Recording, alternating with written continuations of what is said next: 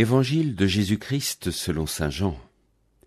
En ce temps-là, Marie-Madeleine se tenait près du tombeau, au dehors, tout en pleurs. Et en pleurant, elle se pencha vers le tombeau.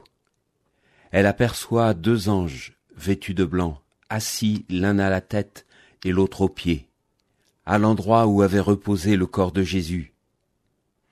Ils lui demandent : « Femme, pourquoi pleures-tu » Elle leur répond : « On a enlevé mon Seigneur, et je ne sais pas où on l'a déposé. » Ayant dit cela, elle se retourna. Elle aperçoit Jésus qui se tenait là, mais elle ne savait pas que c'était Jésus. Jésus lui dit : « Femme, pourquoi pleures-tu ? Qui cherches-tu ? » Le prenant pour le jardinier, elle lui répond : « Si c'est toi qui l'as emporté, dis-moi où tu l'as déposé, et moi, j'irai le prendre. » Jésus lui dit alors : « Marie. » S'étant retournée, elle lui dit en hébreu : « Rabouni », c'est-à-dire maître. Jésus reprend : « Ne me retiens pas, car je ne suis pas encore monté vers le Père. Va trouver mes frères pour leur dire que je monte vers mon Père et votre Père, vers mon Dieu et votre Dieu. » Marie-Madeleine s'en va donc annoncer aux disciples : « J'ai vu le Seigneur. » Et elle raconta ce qu'il lui avait dit.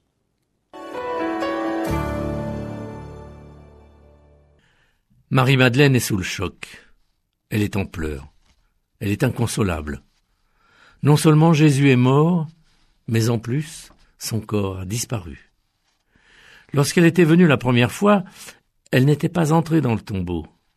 Maintenant, elle fait comme Pierre et comme Jean. Elle se penche pour voir.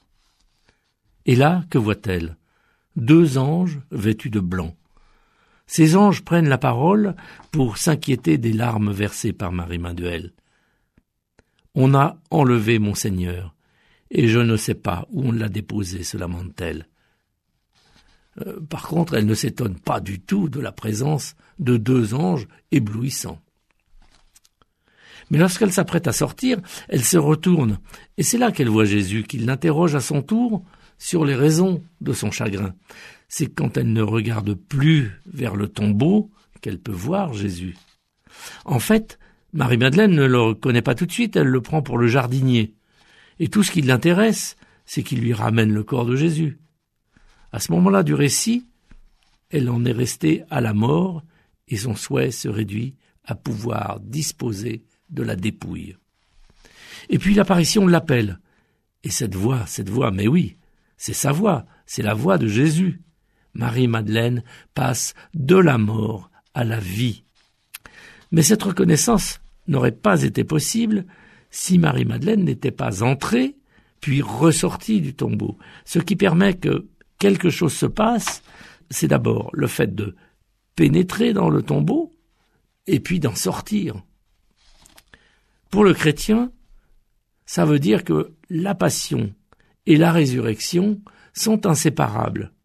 La résurrection suppose la passion, mais la passion toute seule, sans la résurrection, ça n'a aucun sens.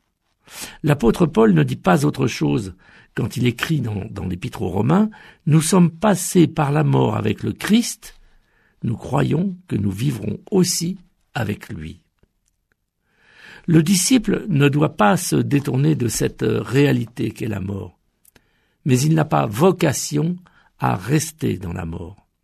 Ce n'est pas en regardant dans le tombeau que Marie-Madeleine entend la voix de Jésus qui l'appelle par son nom. C'est en regardant vers la lumière, c'est en regardant vers la vie lorsqu'elle se retourne et qu'elle voit la silhouette de celui qu'elle prend pour un jardinier. Plus de 20 siècles après cet événement, nous avons appris à faire le deuil de la présence du Christ en chair et en os, comme on dit. Nous le cherchons uniquement avec le regard de la foi. Et si nous le voulons vraiment, du fond du cœur, il n'y a pas de différence entre ceux qui ont suivi les pas de Jésus sur les routes et les chemins de Terre Sainte et tous ceux qui, comme nous, sont venus après, bien après. L'évangile du jour a été commenté par Gérald de Privé, diacre permanent au service